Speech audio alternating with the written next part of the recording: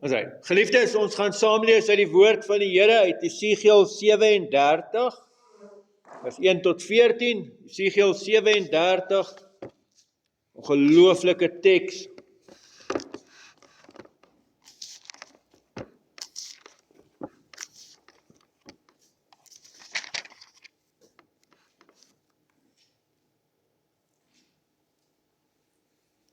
As jy in die Bybel blaai, is Esegiel die derde van die sogenaamde groot profete wat ons kry. Jesaja en Jeremia, Esegiel.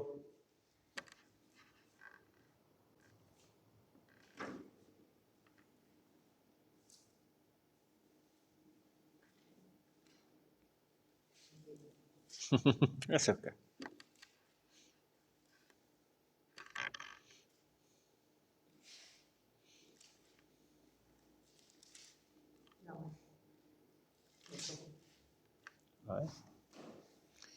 Here, ons buig voor U en die groot voorreg wat ons het om volgens U woord te mag oopmaak. Maar Here, dan wil ons bid dat U deur die Heilige Gees sal kom en dat die Gees ook ons verstand en ons ore en ons harte sal oopmaak. En ons het hierdie gebed volgend, Here, kom spreek, want U kinders luister. Amen. Geliefdes, kom ons lees hierdie 14 verse saam volgend. Die hand van die Here was op my. Hy het my deur die Gees van die Here uitgelei en my neergesit in die laagte. Dit was vol beendere. Hy het my keer op keer daar rondom laat loop en kyk, daar het geweldig baie versprei oor die laagte gelê en hulle was heeltemal verdroog. Hy vra toe vir my, mensekind, kan hierdie beendere leef? Ek het geantwoord, my Here, net U weet dit. Toe sê hy vir my, profeteer oor hierdie beendere, sê vir hulle, verdroogde beendere, luister na die woord van die Here. So sê my Heer, die Here vir hierdie beendere, kyk, ek gaan gees in julle laat kom, en julle sal leef. Ek sal seënings aan julle heg, vleis aan julle sit, vel oor julle trek, asem in julle gee, sodat julle kan leef. Dan sal julle besef dat ek die Here is. Ek het geprofeteer soos ek beveel is. Daar was 'n geluid net toe ek profeteer, 'n geratel. Die beendere het nader aan mekaar beweeg, been na been toe, en ek het gekyk, en so waar, aan hulle is daar seënings en vleis kom tevoorskyn, vel is van bo af oor hulle getrek, maar daar was nog geen asem in hulle nie. Hy sê toe vir my, profeteer vir die wind, profeteer mensekind en sê vir die wind, so sê my Heer die Here, wind kom uit die 4 windrigtings, blaas hierdie doodgemaaktes, sodat hulle kan leef. Ek het geprofeteer soos hy my beveel het. Die wind het in hulle ingegaan en hulle het lewend geword en op hulle voete gaan staan. 'n Buitengewone groot leer. Hy sê toe vir my, mensekind, hierdie beendere, hulle is die hele huis van Israel. Kyk, hulle sê, ons beendere is verdroog, ons hoop is verlore, ons is afgesny. Daarom profeteer en sê vir hulle, so sê my Heer die Here, kyk, ek maak julle grafte oop. Ek sal julle uit julle grafte laat opkom, my volk. Ek sal julle terugbring na die grond van Israel. Julle sal besef dat ek die Here is, wanneer ek julle grafte oopmaak, en julle uit julle grafte laat opkom, my volk. Ek sal my gees in julle gee, en julle sal leef. Ek sal julle tot rus bring op julle grond. Dan sal julle besef dat ek die Here is. Ek het gepraat, en ek sal dit doen. Dit is die uitspraak van die Here. Geliefdes, ons lees tot sover. Ongelooflike teks. Esegiel word geneem na hierdie dal toe. Ek onthou toe ek 'n kind was, het ek dit gelees en gedink, dis nogal vir my 'n goeie bewys dat daar opstanding gaan wees. Maar ek het die teks gemis. Ek het verkeerd gelees as 'n kind. Gelukkig kry mens mos later bietjie verstand. Ek dink dit gebeur met mans hier van 40 af. Maar nou lees ek dit en ek besef, en dit staan in die teks, dat die Here sê, hierdie is 'n visioen, wat eintlik na Israel verwys. Israel is eintlik hierdie doodsbeenere. En ek en jy moet dit snap. So, nou gaan Esegiel, en hy moet gaan preek vir hierdie doodsbeenere. Ek lees Esegiel was 'n priester en 'n profeet gewees. Ek dink Esegiel kon dalk 'n dominee in die NG Kerk gewees het, nê? Want hy kom en hy staan voor hierdie doodsbeenere en hy preek maar vir hulle, want hulle lyk nou maar dieselfde as wat hulle aan die ander Sondag lyk. Nê, hier preek hy nou vir hulle. En dan vra die Here vir hom, nou Esegiel, kan daar weer lewe in hierdie bene kom? En kom ons verstaan die vraag. Esegiel tree op 5 jaar, hierdie teks wat ons nou kry, so 5 jaar na die ballingskap. Die volk is gebreek. Esegiel self is gebreek. Sy vrou het gesterf in hierdie ballingskap. So hy het dit aan sy eie lyf gevoel ook. Onthou, in die jaar 586 voor Christus word Jerusalem ingeneem, die stad word vernietig, die tempel word vernietig. Nou moet jy bestaan, dink jouself net in, jy word uitgevat na 'n ander land toe. Wat kan jy saamvat? Hier moet jy nou stap, dit is ver, dis deur die woestyn. Ek meen, dalk kan jy nou 'n paar donkies wat jy dan seker goed op kan laai, dalk het jy nog 'n wa wat jy op bietjie besittings op kan laai. Maar in daai terme, hoeveel van die goed in jou huis gaan jy kan saamvat? Jou huis bestaan nie meer nie, dis weg. Die werk wat jy gehad het, jy het dalk 'n goeie werk daar gehad, nê? Sekerheid, goeie inkomste, dis weg. Of jy was 'n boer, jy het 'n goeie plaas daar gehad, dis in sy kanon in. Die besigheid wat jy gehad het, as jy van die besigheidseienaars was, is platgeslaan, daar's niks oor nie, mense is weg, jy het niks. Jy is finansiëel geruïneer. Jy het geen hoop nie. Mense vir wie jy lief is, weet jy, hulle het gesterf op hierdie pad. Van hulle is doodgemaak in die geveg wat daarvoor dit was. En wat van jou godsdiens? Jy het geglo, God is in die tempel. Jy het geglo, God is op Sionsberg, en Sionsberg sal nie wankel nie. Nee, een van my gunstelinge psalms wat ons in die kerk sing is, nee, en Sionsberg in die noorde, nee, onthou daai psalm, nee, sing van hierdie grootheid en die standvastigheid van dit. Waar is dit heen? Hulle het geglo, God is in die tempel. Nou word die tempel vernietig, dit beteken God gee pad. Dis hoe hulle dit verstaan het. Platgeslaan, vernietig, hulle is moeg, hulle is moedeloos, hulle is dood. Hulle is binnekant dood. Hulle sê, die mense wat op die pad omgekom het, is die gelukkiges. Hier sit ons in 'n vreemde plek, ons het niks. En die Here vra vir Esegiel, kan daar in hierdie doodsbeenere weer lewe kom? En Esegiel weet, hy preek nou baie lank vir hulle. Hy wil eintlik, dink ek dink hy wou eintlik vir die Here gesê het nee. Maar hy is daarom 'n profeet en hy is daarom 'n priester, hy ken vir God, hy weet niks is vir God onmoontlik nie. En daarom is dit sy veilige antwoord, dat hy sê, Here, net U weet. Ek weet, ek is nie op 'n goeie plek in my geloof nie, maar ek weet U kan enigiets doen.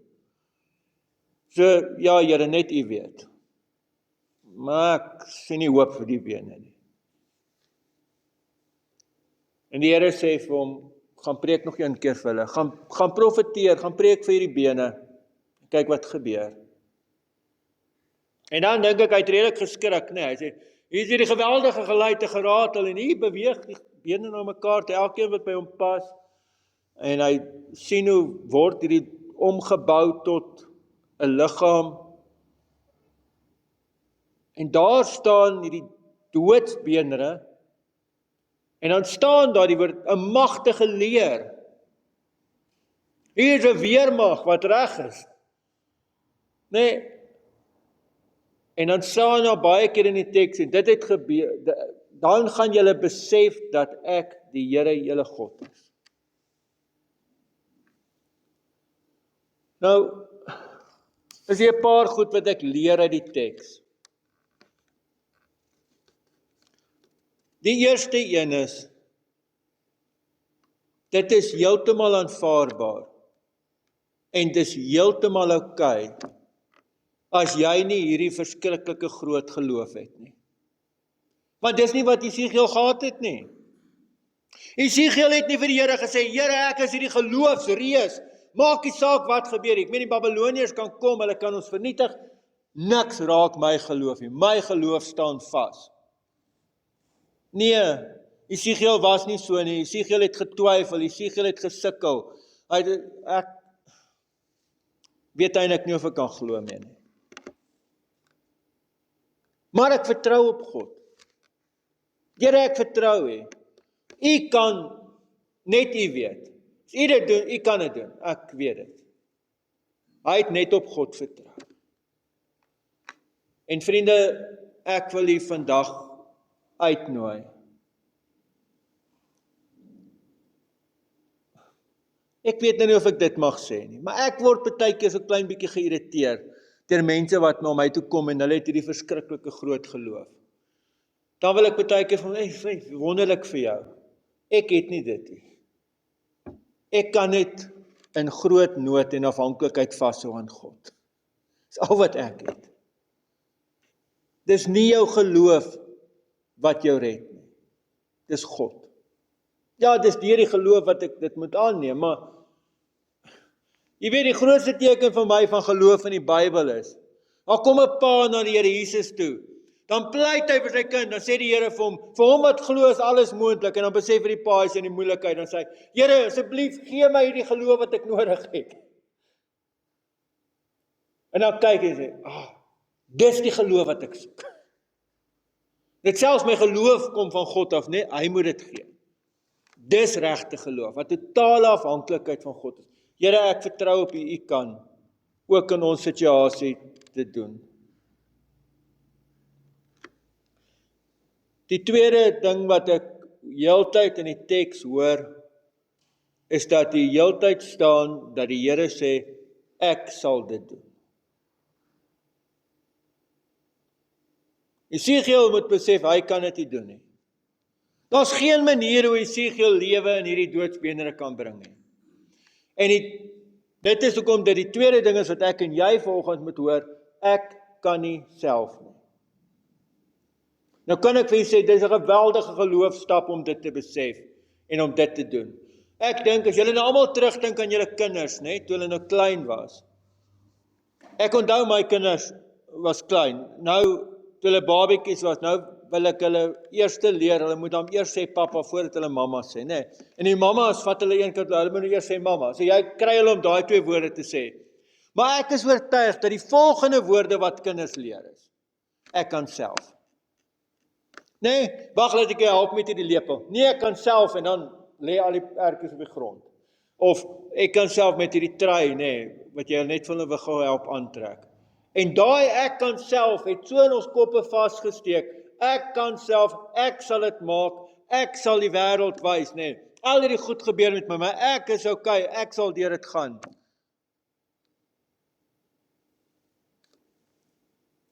Dit is 'n teken van hoogmoed. En dit is 'n teken van ongeloof. Daar moet ek dink ook in sekere sinne is dit 'n teken van kinderagtigheid. Want ons het nog nie groot geword in die geloof nie.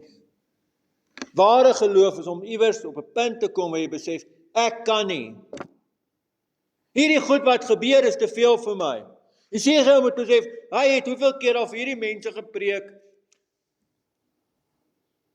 Hy kan nie. Daar kan nie lewe kom nie.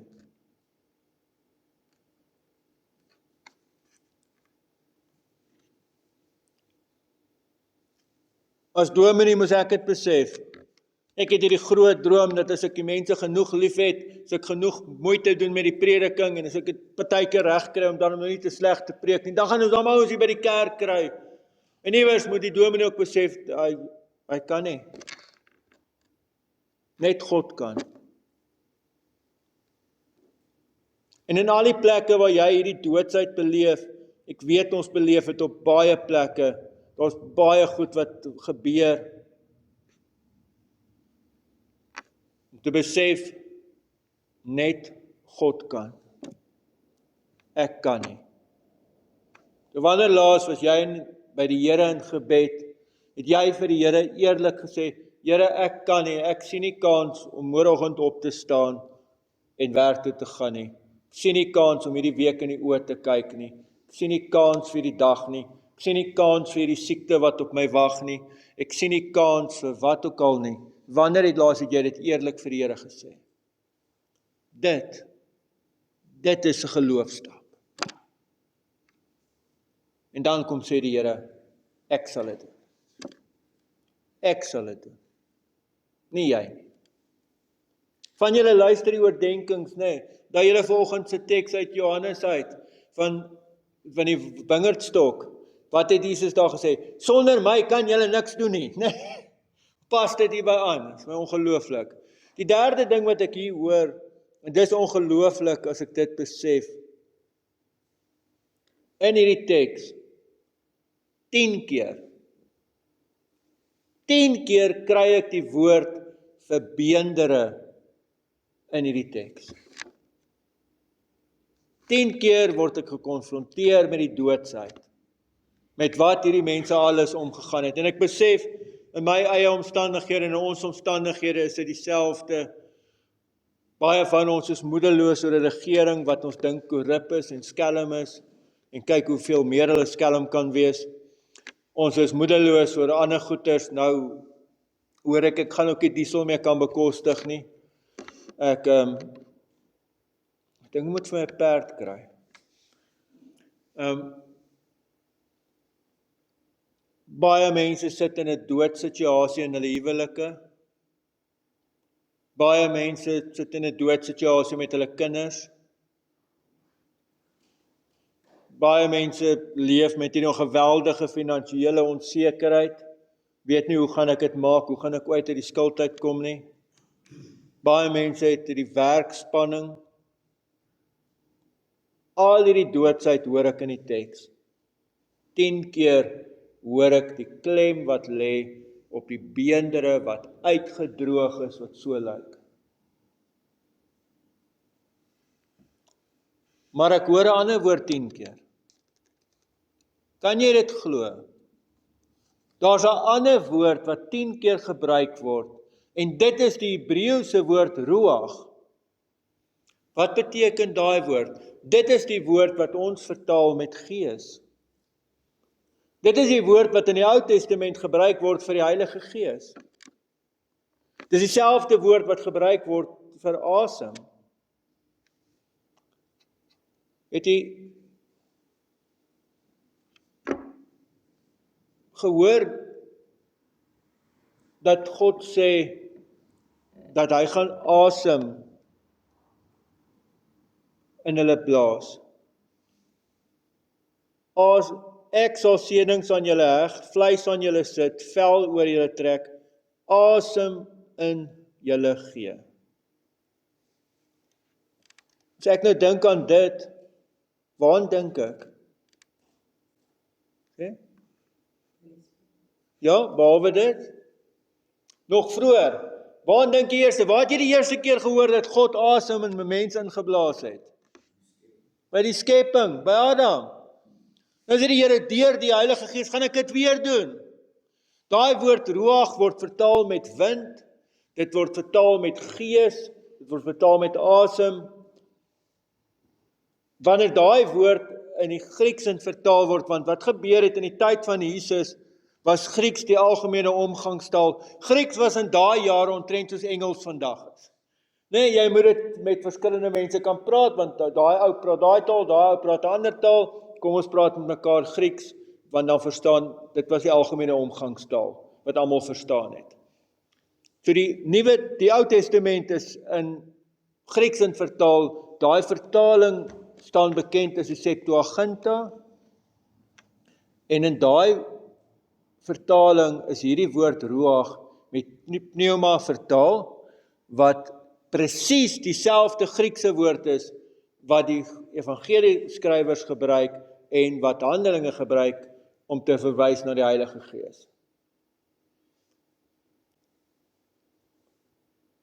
10 keer het ek gehoor van doodsbeendere, maar 10 keer het ek gehoor van die Heilige Gees.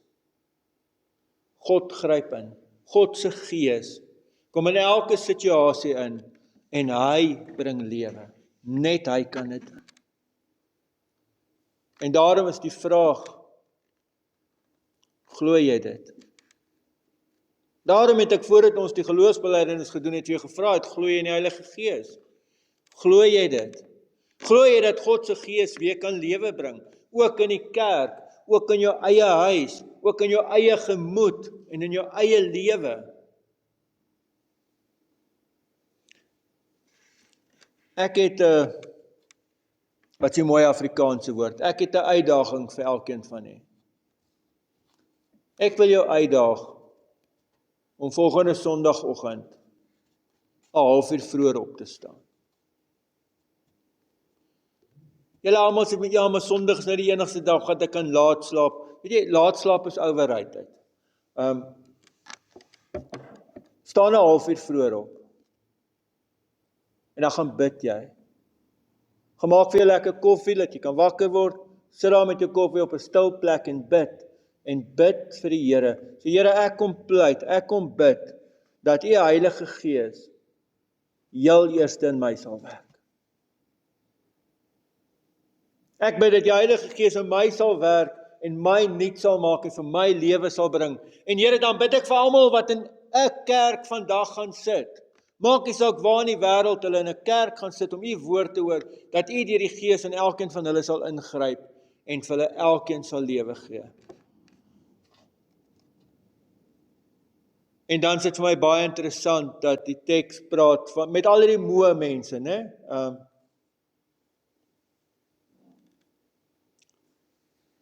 Al die mense wat verby moeg is sodat dit voel of hulle die doodsbeendere is, dan sê die teks, ek sal julle tot rus bring.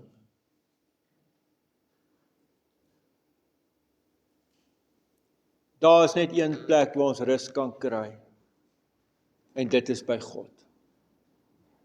So mag ek en jy by hom gaan rus. Amen. Geliefdes, kom ons bid saam. Here almagtige God, baie dankie ook vir die teks. En ja, Here, ons bely ons totale afhanklikheid voor U. Ons wil bid, Here, dat ons van onsself sal afklim, van ons troontjies, van ons gedagtes, dat ons alles self kan regkry. En dan bely ons totale afhanklikheid voor U. En dan kom bid ons dat U hier sal ingryp, dat U deur die Gees ook by ons sal lewe bring. Ons pleit dit in die naam van ons Here Jesus Christus. Amen.